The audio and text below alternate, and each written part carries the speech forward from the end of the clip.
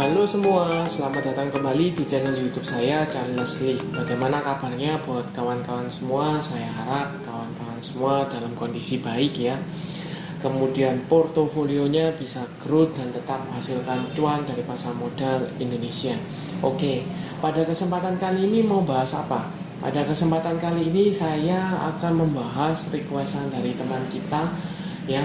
Sebenarnya tidak perlu dianalisa lebih lanjut. Kenapa? Karena sahamnya jelas ya masih uptrend, malah strong uptrend. Saham apakah ini? Buat teman-teman yang bertanya-tanya saham apa ini?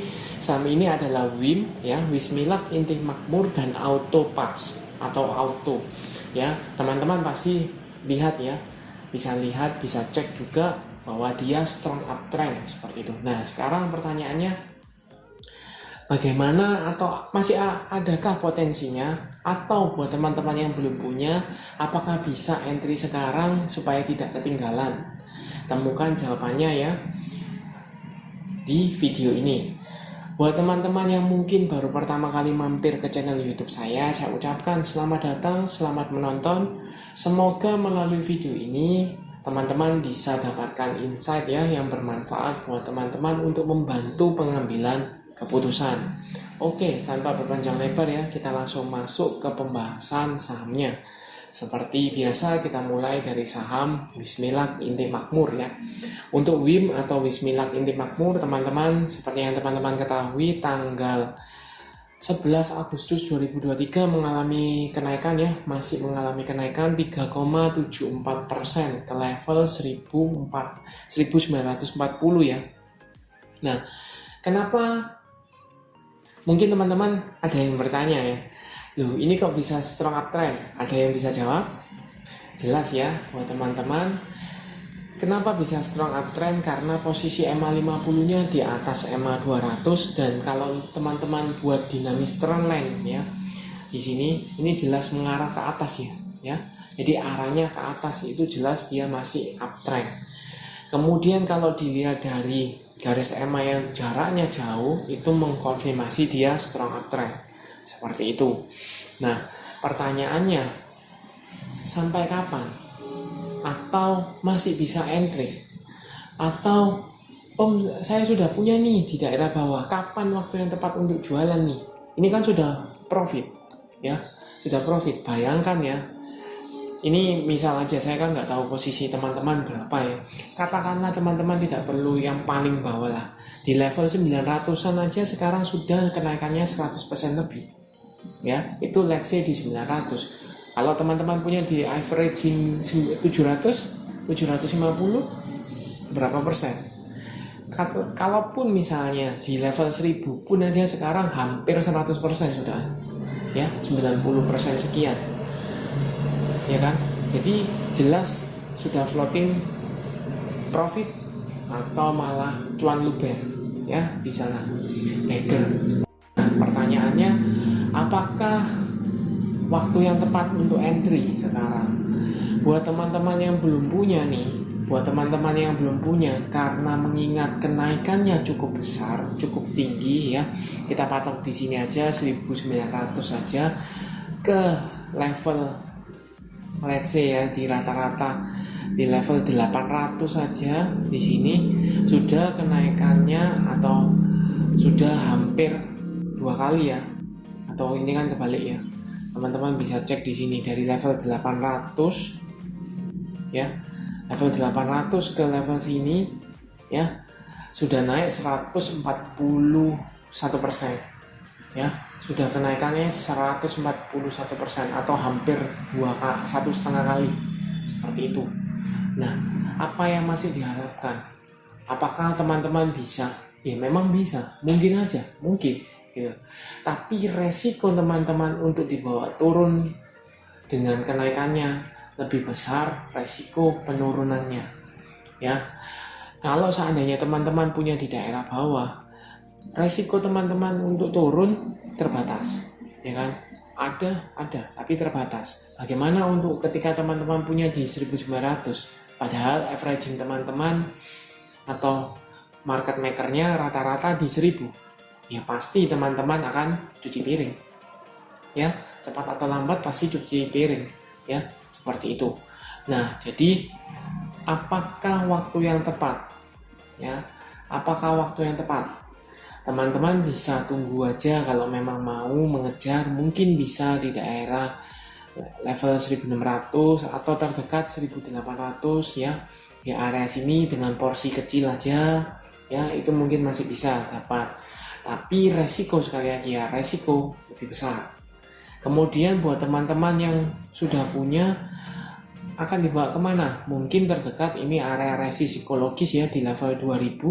Akankah dia ke sana ya menguji seperti itu?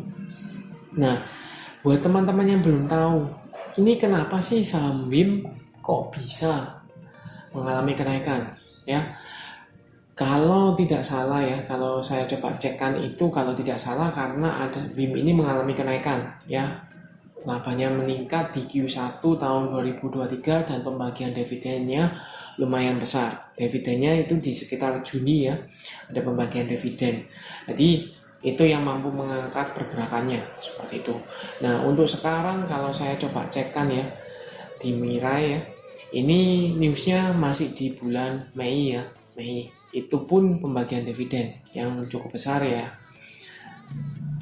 sebesar Rp72,9 per lembar saham.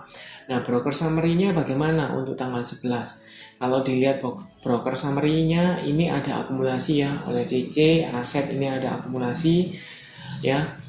Walaupun ada buangan barang ya, oleh siapa? XJ, XL, ini ada buangan barang ya, tapi mayoritas masih akumulasi.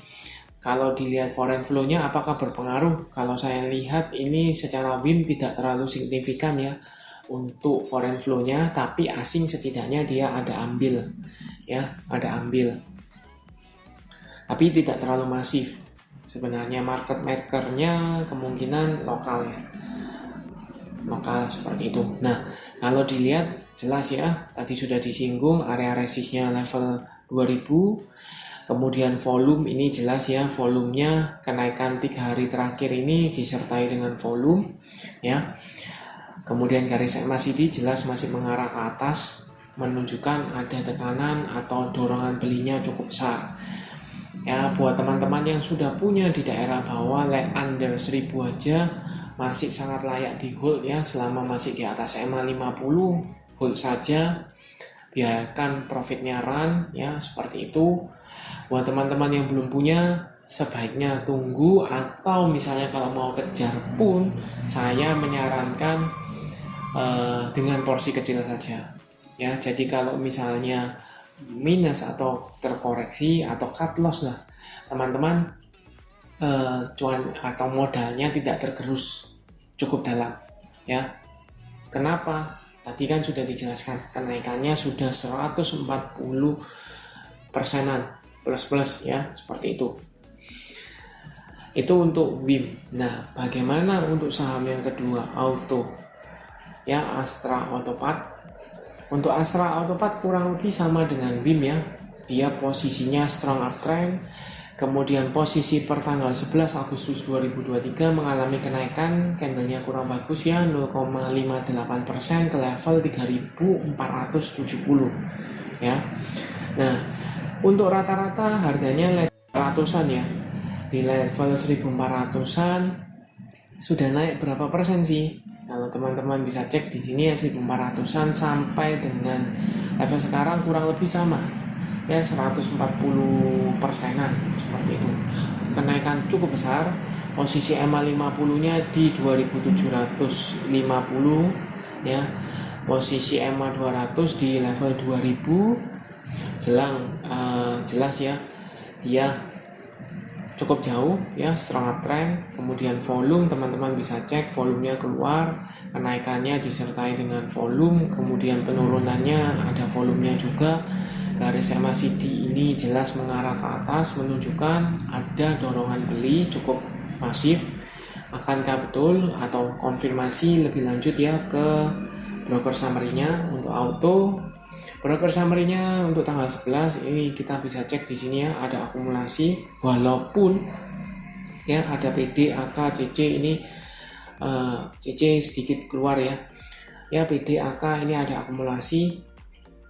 walaupun teman-teman bisa cek di sini adalah eski buang barang ya, eski buang barang, tapi mayoritas masih ada akumulasi ya, sedikit akumulasi. Kemudian foreign flow ini kalau saya lihat tidak terlalu dipengaruhi oleh foreign ya, foreignnya tipis, tidak terlalu banyak, tidak terlalu masif ya. Jadi overall bagaimana, kita bisa cek dulu beritanya. Untuk beritanya ini labanya mengalami kenaikan ya. Jadi per Juni kemarin labanya mengalami kenaikan. Teman-teman bisa cek di sini ya, membukukan laba 801,55 miliar ya. Q1 itu dibandingkan dengan tahun 2022 itu 432,49 miliar. Jadi kenaikannya hampir 2 kali ya, atau kenaikannya cukup drastis, sehingga pasti direspon market dengan kenaikan ya, atau apresiasi seperti itu. Tapi pertanyaannya, akankah terus berlanjut? Tidak ada yang tahu secara pasti ya kapan dia akan breakdown atau kapan dia akan tetap all time high seperti itu. Kalau dilihat posisi sekarang jelas ya, dia masih menguji area 3.600 ya, 3.600, akan dia ditutup di bawah di 3.470. Kemudian buat teman-teman yang sudah punya masih sangat layak di hold ya, masih sangat di hold. Kalau seandainya teman-teman mau, mungkin bisa ya area support ya, support atau pasang trailing stop ya, pasang trailing stop mungkin di let's say misalnya level 3.000 ya. Selama masih di atas level 3.000 masih di hold, tapi kalau begitu menyentuh level 3.000 teman-teman out, amankan profit itu bisa ya. Tapi buat teman-teman yang belum punya, apakah bijak nih untuk entry sekarang dengan kenaikan seperti ini? Apakah mungkin masih bisa bagger? Potensi selalu ada ya, potensi selalu bisa seperti itu. Tapi resikonya ketika dia tidak bagger nih, misal dia tidak bagger, belilah di level 3.400 lah, kemudian dibawa turun sampai ke level 2.800, teman-teman sudah rugi berapa? Sedangkan buat teman-teman yang mungkin punya di level 2.000 dan membiarkan floating profitnya ya, run seperti itu, ketika dia tidak jual di 3.400, jual aja di level 2.800, mereka tetap untung ya kan. Jadi preferensinya yang berbeda. Resikonya ketika teman-teman beli di area resist atau dekat-dekat seperti ini, maka cukup beresiko ya. Kalau ditanya apakah bakal pasti turun, tidak ya, masih sangat dimungkinkan di push untuk mengalami kenaikan, itu masih sangat bisa ya, tergantung market makernya, tergantung pasarnya seperti apa, direspon pasar seperti apa. Kalau peminatnya masih banyak, masih dinilai masih bisa diangkat, maka market maker pasti akan mengangkat itu pasti ya. Atau mulai TP diatur pembuangan ya, TP dikit-dikit itu mungkin masih bisa ya. Tapi kalau seandainya dia merasa ini sudah waktunya taking profit, sudah mentok nih, sudah batasnya, mereka akan pasti jualannya pun tidak akan langsung banyak ya, bertahap seperti itu. Nah takutnya ketika dia jualan, teman-teman yang HK, teman-teman yang ambil ya, berharap seperti bagger. Contoh nyata buat teman-teman ya, bukan saya menjelekkan, tapi contoh nyata ya buat teman-teman yang baru bergabung mungkin belum tahu ya. Kita bisa cek ya DMMX di sini ya. Bentar, saya coba cekkan di sini ya.